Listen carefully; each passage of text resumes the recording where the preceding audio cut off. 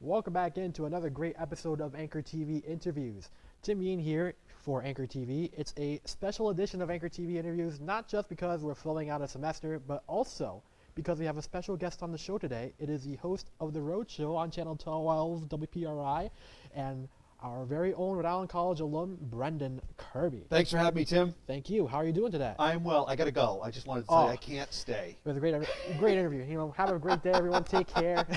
First of all, thank you very much for having me. And I love peeling back the curtain when television or whenever productions are taking place. Tim was kind enough to ask me before I went on, Brenda, do you want some water? And of course, like anybody, I'm not going to say no to free H2O. So I grabbed my water bottle out of the spacious green room. And this green room is first rate. They're not messing around here. It's right next to a bathroom. They're not fooling around. I grabbed the water and I swear he didn't give me a brick.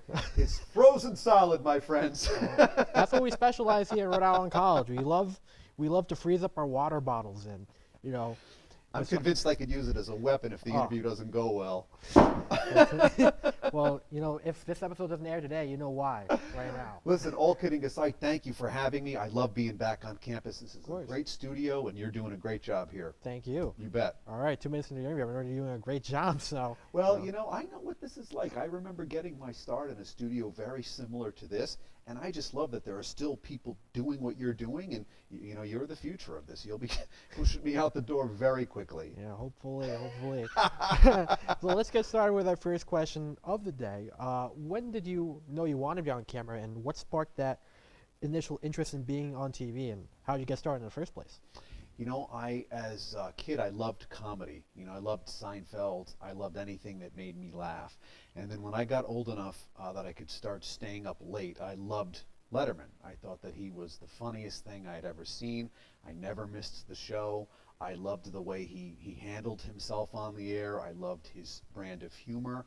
I just loved everything about the show. I loved how creative it was. I loved the immediacy of the fact that he was on every day. And then I discovered Conan when I could stay up a little later, and I became a massive Conan fan as well. So those late night shows really sparked this interest in me. Again, I kind of discovered TV comedy through the sitcoms. Tim's a very young man. He probably doesn't remember the 90s like I do, but that's how we got our entertainment. And like I said, then I realized there were these guys in the wee hours of the night and into the early morning just being funny. And I loved to laugh. I've always loved comedy and having fun. And I was drawn to the visual medium, but I kind of, in high school, I thought to myself, well, maybe they don't just hand out late night talk show hosting jobs. Now that it seems like they're going away, which is horrible. But at the time, I remember thinking to myself, I don't want to be on the news. That's too serious. I have great reverence and respect for those individuals who do that. Yeah. I didn't want to do the weather. I thought, well, maybe I could do sports because I really enjoy sports. That's a way to kind of have some fun. But it still wasn't comedy, right? It still wasn't silliness. I thought, but maybe that's the inroad because there wasn't a show like the Rhode Show on just yet. So sports broadcasting was the thing that was my target, so to speak.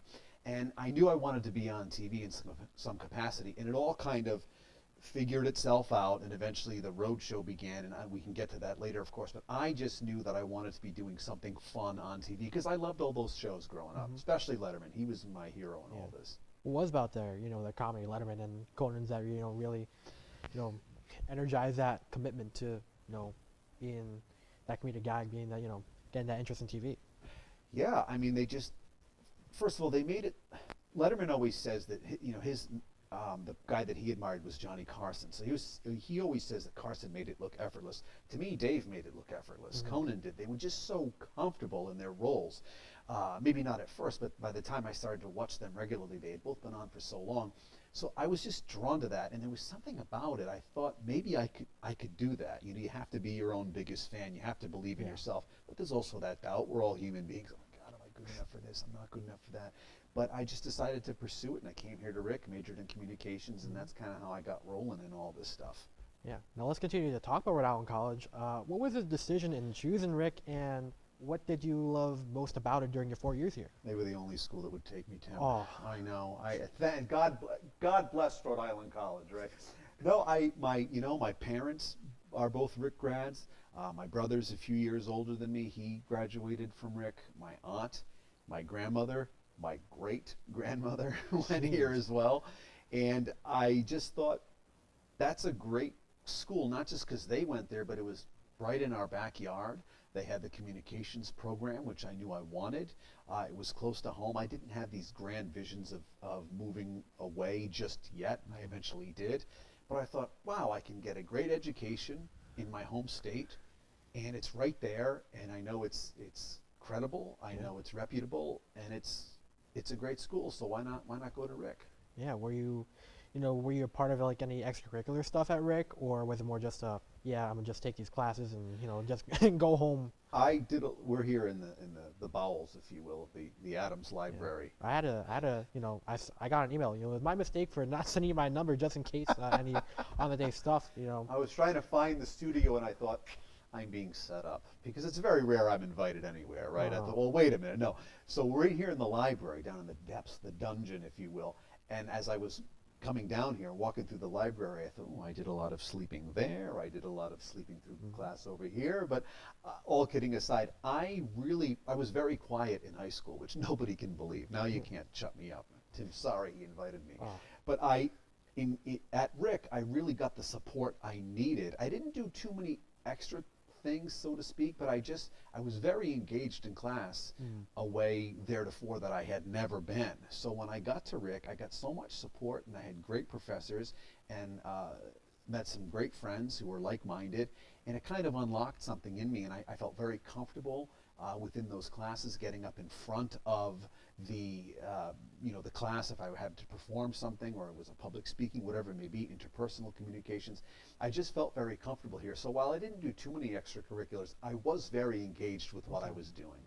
All right, that's awesome. That engagement led you to a internship with the David Letterman show for a semester. How long did that application process take in interning for Letterman, and what was the initial reaction when you got the response saying, hey, you're on?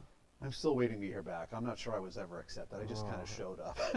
No, I like I said, I loved that show so much. So just, think of your favorite content creator or your favorite show, whatever it is that you're inspired by. Imagine that individual saying, or that organization offering you the chance to work with them. So here's this show that I've loved for so long, and now I'd been to see it live, I'd been to tapings, and now I'm getting to work there. So I discovered that they had an internship program, and I thought, that's the perfect fit. Not only is it my favorite show, it's not the news, it's fun, and I can learn everything. I can absorb it all by being a part of it, not knowing exactly what it was going to be day to day, but I remember just firing off a resume and cover letter, which is what we did at the time.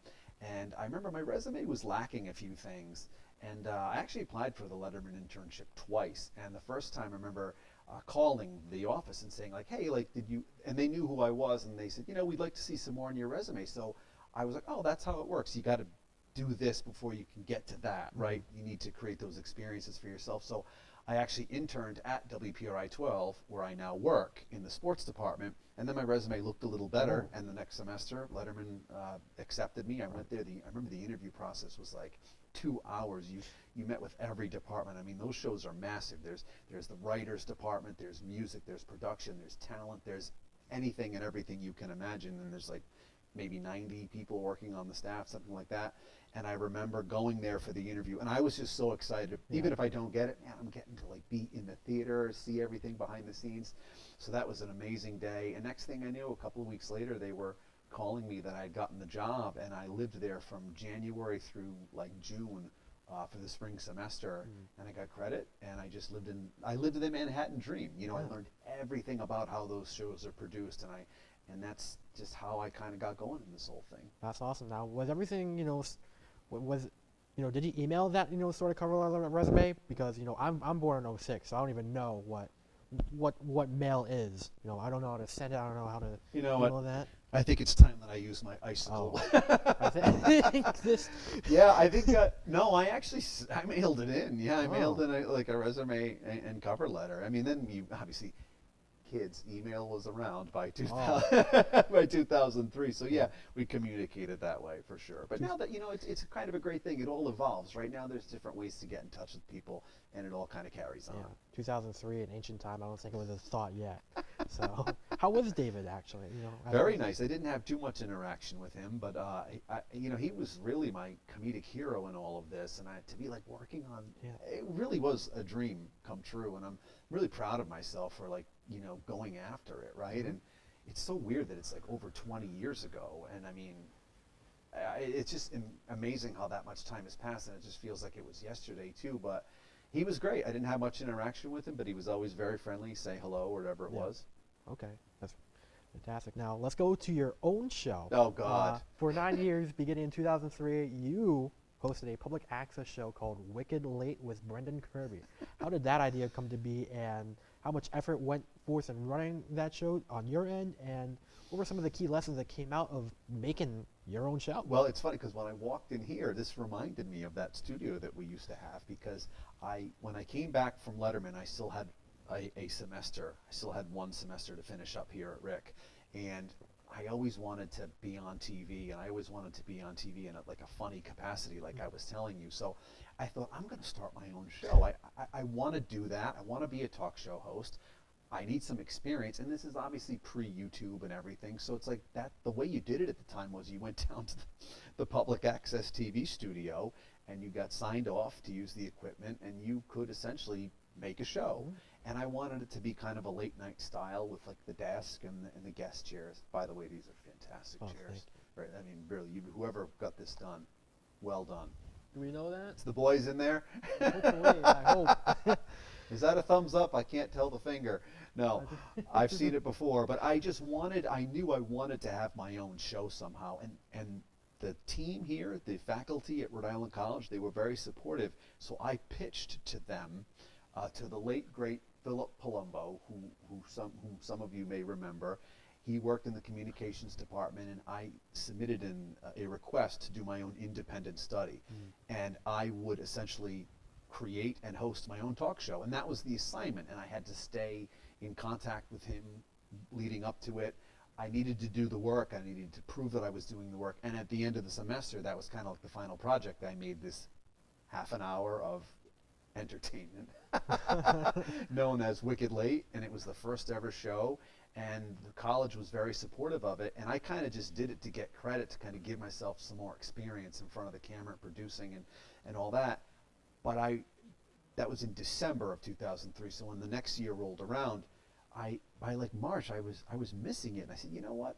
I made one show. I can make more. And so we basically did a fresh, original show. It was once a month because I was working full time. Yeah. I wasn't in media yet. I was trying to get in. But I said, even though I have a job on the side, I'm going to concurrently keep doing the show, because I felt by doing it, I would be setting myself up for the eventual opportunity, which the Rhode show was. But by producing the show myself, writing it, I was involved with every aspect of it, producing it, writing it, researching it. The comedy bits, they were jokes. I used my writing ability to come up with topical material and desk comedy pieces that were original and things that I was very proud of. Right. I just essentially taught myself how to do it, and I knew that when I was ready for the real opportunity to make this a career, I would in fact be ready. And so I did it for almost 9 years, and by the time I got to the Rhode show, I mean, I knew how to do TV like that. And I think I've gotten even better at it, and that's what happens through the repetition. Yeah, that's smooth. Unfortunately, that hasn't happened for you. Oh, not yet. I'm still waiting on it. So can we find? I'm kidding. You're doing great, buddy. Thank you. Can we find these old episodes anywhere online, or is it somewhere digging in a hole somewhere around the quad here at the college or something like that? The government seized every episode of that show, and can you blame them really? No, I've got them all. I mean, there are some clips out there. Our entire last show is on YouTube in full, and it's actually pretty good. Okay. It's a 1 hour spectacular. But it's not bad. But, it's funny you would ask that, because people have been asking me lately, where can we see it? And after I make my little joke, I think to myself, I should get those back out there, because it's interesting, because I had every the way you have me on, I had media personalities on, even people with whom I now work. Mm-hmm. So you kind of you're building towards something, right, the way you are, and establishing connections. But I got to dig them out. Thank you for asking. Of course. Make sure whenever you do pull them out, I'm the first one that sees it, and I'm the first one that reacts to it. It's Tim's fault. I blame the government more than myself. So you know how they are. So now, for a few years, you sadly departed the Ocean State and left for Los Angeles and had a job involving TV production. What was that decision to, to leave Rhode Island and move to LA like? And what was the vibe living so far away from the Ocean State? I do know there was a statewide celebration the minute I moved out of here. And really, can you blame them? You had that level of fame once you left? No, it's funny you would ask that because I was, like I said, I was working a full-time job at the time that was not in media, and I was trying to trying to gain some traction. I couldn't get it done. I couldn't get a job. So I thought, you know what? I love doing this show, Wicked Late. I put my heart and soul into it, and we made something very nice out of that. But I thought, let me move to LA because I was about 30 at the time, and I thought if I don't move now, I'm never going to do it, right? And so I moved out there. I worked behind the scenes for a few production companies just so I could earn. I didn't want to not be doing anything. I loved living out there. If I had my own show, I'd probably still be out there because you have to go sometimes where the opportunity is. But I found after about a year and a half, the way it works in LA is, well, the way it worked at the time, it has since changed subsequently. You're on a show, you make a pilot, you hope that it gets picked up for a season, and you hope it gets renewed. A lot of people are in between jobs quite frequently. You hope that the next show will come or the next gig will come. And I kind of found myself in that boat. Once the show I was on had ended and I was just doing some part-time gigs around the city. And I thought to myself, I like being here, but I haven't really achieved the success I wanted. And I missed home a little bit too, and I saw that the Rhode show was looking for new hosts, and they used to have an open casting call. So I just thought, what the heck? I do miss home. That's an opportunity to be on TV every day in a talk show hosting capacity that's not the news. So I sent in an audition tape, and next thing I knew, I was being called back, and I thought, you know what, let's move back. I'm not saying I was arrogant in any respect, but I did feel confident that I was going to get the job. And I had actually auditioned for the Rhode show once prior, and I didn't get it. And the reason I always tell people that is because it really is, Tim, all about timing. Sometimes it's not the right fit at the right time. It doesn't mean you can't do it. Now, maybe there's some people that can't do it. But for the most part, if you're passionate about it and you love it, sometimes it's all about the timing. And if I hadn't gone to LA, I'm not sure I would have applied for the Rhode show because in my mind, I would have been wondering what else is out there. But the fact that I went there gave me more of an appreciation for home. And now I'm getting to do what it is I love to do right in my home state. So it all kind of leads to something for the most part. Were there any, sort of interesting people to meet in LA? Did you meet any of the Kardashians at all? Kim and I dated briefly. Oh, okay. Yeah. And she's here right now. Come on in. Hey, Kim. I'd be booted out of here in a second, wouldn't I? You might have to get a bigger chair. Or maybe. maybe. So when you returned in Rhode Island to... No real celebrity encounters, though. Oh, okay. Went to see Conan a bunch when I lived out there. Saw The Tonight Show when Jay Leno was still doing it out there. So those are my celebrity experiences. Actually, it's pretty good because when I enjoyed writing comedy so much that a few weeks actually after I'd gotten to LA, Jay Leno does stand-up every Sunday night at the Comedy and Magic Club in Hermosa Beach, and I went to see his show and I brought a stack of jokes with me because I am a joke writer, and I said, hey, Mr. Leno, where you from? Oh yeah, I know Rhode Island very well. But all kidding aside, he was right outside the club and I handed him my stack of jokes, and he knew I was serious. He says, I'm a comedy writer. I want to break in somehow. Would you evaluate my jokes? And I had my phone number and email address at the top. I got back to my apartment a half an hour later, my phone rang and it was Jay Leno. And he took the time to encourage me, this joke is good, this one isn't, ask me about my background. And the reason I didn't end up getting a job writing on the show because circumstantially it didn't work out. However, that's one of the biggest comedians in the history of entertainment, taking the time to call me. And the reason I love telling that story is because it kept me going. Anything you can do to encourage someone else, I think is just an amazing thing. He didn't have to do that for me, but to get some validation from this highly successful comedian that I was kind of on the right path meant the world. So I did have kind of a cool encounter. Thank you for reminding me. Hey, I never knew. I mean, I did a little bit of research, some last-second research. I never saw Jay Leno anywhere, so well, that was kind of not one of my professional experiences, but it was something that's part of the bigger story. Yeah, so when you returned home in 2014 to take the Roadshow job, what were some of the bigger opportunities rather than, missing home? And also, was there a celebration for your return at the time? I guess we have to let him back in. Yeah, I know, right? It was a collective. Oh, here he is again. No, I was just thrilled. I think my parents, they were just so happy that they knew how badly I wanted to do something like this with my life. And I'm not a parent, but I have a niece and I can kind of see things through her. I can only imagine what it was like for my mom and dad to kind of think, he's just got to get his shot.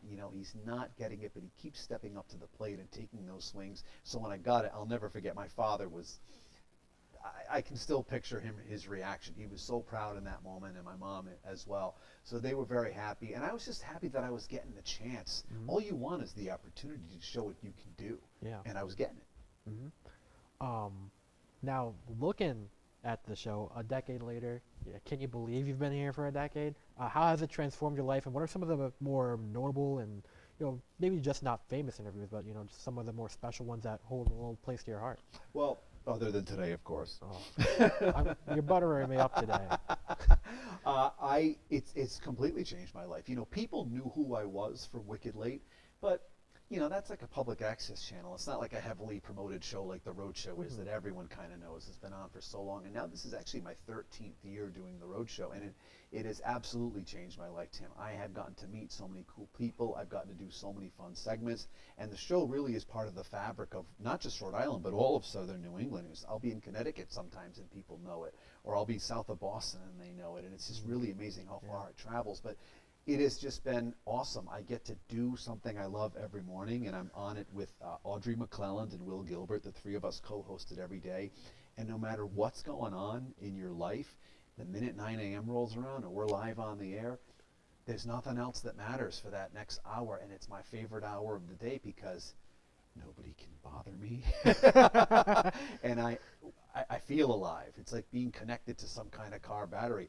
And I just love the live performance element, and I always have. So it's been great, and I have gotten to interview some amazing people, some big stars. But also, I like the human interest guests. We had this guy on a couple of weeks ago who ran the Boston Marathon in a suit. Oh. Hysterical. Yeah. Like, I like those interesting stories of regular people who are doing amazing things within the community. And he was a great guest. He had a great sense of humor. I said to him, they make shorts, and we could have some fun with it. And he had a great sense of humor and a great personality. So I really like those local people that are making waves in a fun way. Right. Listen, maybe next year you and I could, cooperate a little bit and run the marathon in a suit ourselves.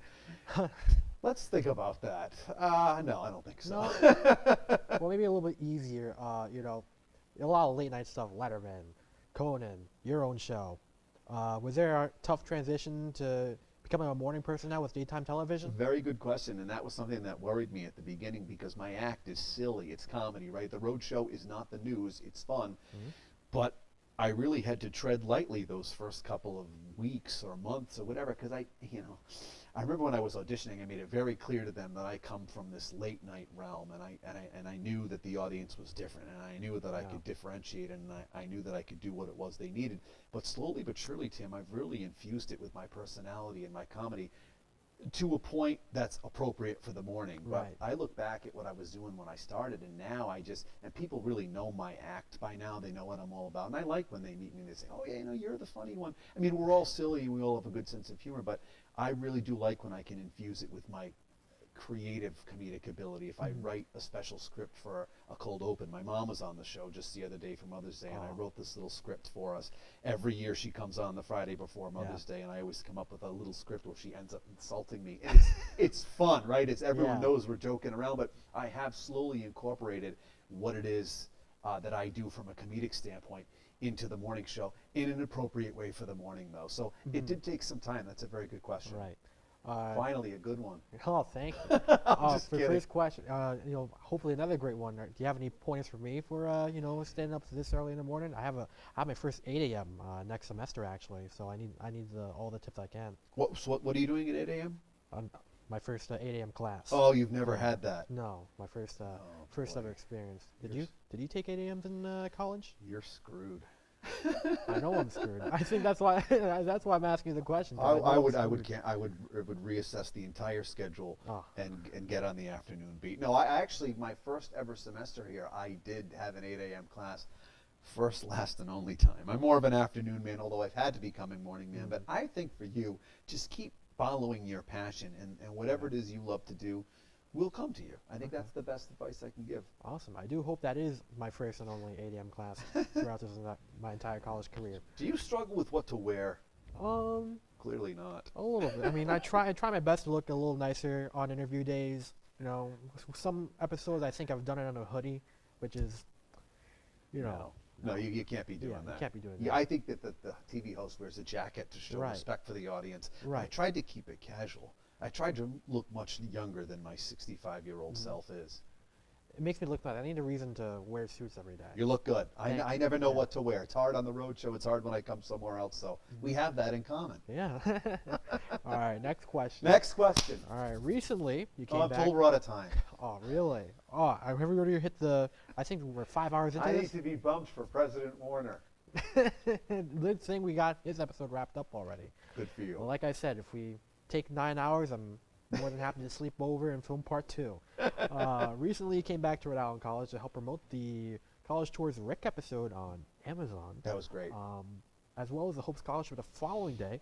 Coming back to the college, how much has changed from when you were a student in the 2000s? Yeah, it's amazing, really, to see the growth is just fantastic. You know, I don't, obviously I'm busy with my day-to-day life and doing what it is I do, so I don't get to come back here as frequently as I would like, and I don't think they're always too thrilled when I come back either. No, it was flattering to be asked. What a great opportunity for the college to be featured on that Amazon show and to be able to interview the students that were and will be featured on there was amazing. Their energy was great, and to be welcomed back in that way was amazing. And then to come back the next day for the Hope Scholarship Celebration of Success event. I mean, the energy in that room. That's where I met you. Yeah. And unfortunately, I sat at his table. And no, you were very nice. And that's what led to this. That's what led to this, and that's the way you do it. And I think that's a perfect example of connections at work, right? So it has changed a great deal, but just for the better, right? I mean, I think, although I still could barely find a parking space, I think that's really the thread of The huge similarity. I joke because I love Yeah. Rick, but no, many things have changed. It's nice to see the growth. Some of the buildings have been updated, but at the same time, there's that great Rhode Island College spirit, which has never left. Right. And you have your own sandwich now too, I think. Did they really keep that? I hope. I haven't personally saw it yet at the deli, but did they give a Brendan Kirby sandwich to you? Well, I've always been joking. Anytime we do segments involving Rick on the road show, I always put the guest on the spot and say, could we name a sandwich in Donovan Dining Hall after me? And I'm just joking around, Yeah. right? But then I show up for the Rick Scholarship Celebration of Success event, and President Warner has a T-shirt with my disgusting face on it, and it says the Kirby melt. It was like a grilled cheese, and I used to just have lunch at Donovan. The grilled cheese was my go-to, and I don't know if they did it as a joke for that day or it was just or if it's a regular thing. I don't know, but I was flattered, and it was very funny. I think I might have to take a trip just to confirm with you through email. Oh my Let me God. know. Keep me posted on Don't that. worry. I'll try to make sure. I'll try to do my best if the dining center is still open. It was funny because when we were in the dining hall, I'm up there doing my little act, and we were in between speakers, and I said, "Oh, I love being back in the dining hall." I said, "This brings back so many memories." I said, "Everywhere I look is just a different location of where I was rejected for a date." This girl rejected me in that booth. That one, no, it was just fun to be You back. remember the exact number too many times to count? And I remember the names too. Oh. I'm sure you'd love to air them out, but I don't think we have the time today or the or the respective privacy. I kid, Oh because my that's God. what I do, buddy. Following up, how has the world of television changed since you first started the industry? You mentioned, some of the late night TV shows coming to a halt or, even a close. And today, how are you in the roadshow able to keep up, adapt, and continue engaging your viewers throughout these changes? You just have to be in front of as many eyeballs as you can. So we've got the regular show, which airs, linear television, if you will, at 9 a.m. live on WPRI 12, and we have a great viewership there. But you have to be in front of all the screens, right? You know this. You're a young man of today. Yep. You have to be on Instagram. You have to be on Facebook. You have to be on TikTok. You got to be on all of them, right? You just got to be in front of those eyeballs, YouTube as well. And that's how you sustain. That's how the show is going to sustain for the next generation, because the way we consume it is completely different. And it's so funny because when I was your age, this was it. You had to just get on TV somehow, and there weren't that many opportunities, right? Right. But now, anyone with an internet connection can kind of do what it is you're doing in their own way. And I wrestle with this one a lot because it has seismically shifted. It's done a total 180. It doesn't mean it's wrong. It just means if I was coming up now, I would go about it in a different way. I can only speak to the way I went about it. And all I know is if you want to be successful and to keep going, you have to be in front of of as many eyeballs as you can. For sure, for sure. And you know that because yeah. you're in it right now. Yeah, especially in today's age. There's so many mediums in which people can look through our beautiful faces. Oh, I mean, come on, look at this. Do you wear makeup? Handsome mugs. Nah, Yeah. this is all natural. I can tell. I do a little I do a little skincare. Put a little pomade on the Oil of Olay. Yeah, a little bit. Get some shampoo going. I had some shampoo on today, but whenever I do it just the shampoo, it just falls flat. You've got a great head of hair. Oh, Hang on to that. Really, that's all I have. I try. But maybe Mother Nature has different plans. You never know. Let's go to the last and most important question. I've read The online. post-show meal. Yes. Oh, post-show meal? No, definitely not. Maybe second most important. But I've read online about this pro arm wrestling career. Come on, put it right here. All right. I will take you down so fast. Unfortunately, retired from. Are we ever going to get a chance? I'm not going to be your first matchup, definitely. But are you going to come back and unretire? I know our great producer, Tim Breen, has been trying to train to be a pro arm wrestler himself. But are there any plans for you to come back and unretire? No, I'm completely retired. It's funny because you know how you have to come up with a stupid little bio for your Instagram or your Twitter.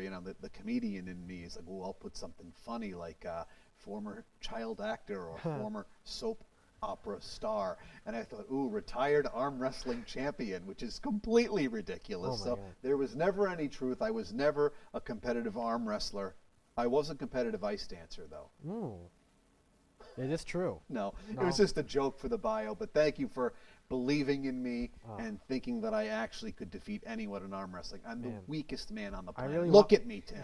You look muscular. I look fit. bit I just strong. try to stay trim. I want to get you back on for another episode. For if you ever did unretire. Unfortunately, this is just a sham and a greatest scandal in your career. I want to have you back on with Tim Breen for the first official Anchor TV arm wrestling match. But I guess we're gonna have to throw that out the window. All jokes. Kick it out. Jokes are my lifeblood and my oxygen, and I just love kidding around. And if you get it, great. And if you don't, Hey, you've been a great joker. You've been a great guest. You've been, such a great communicator throughout this entire process. And I want to say thank you for coming on to the show here, and thank you for not hammering me down right now.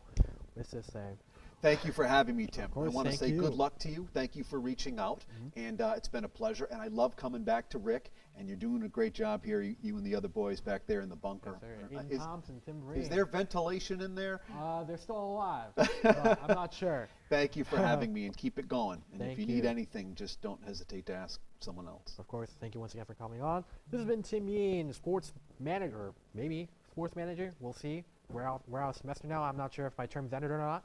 For Anchor TV, it's been Brendan Kirby, host of the Rhode Show class of 2004. We will see you for the next one. Take care.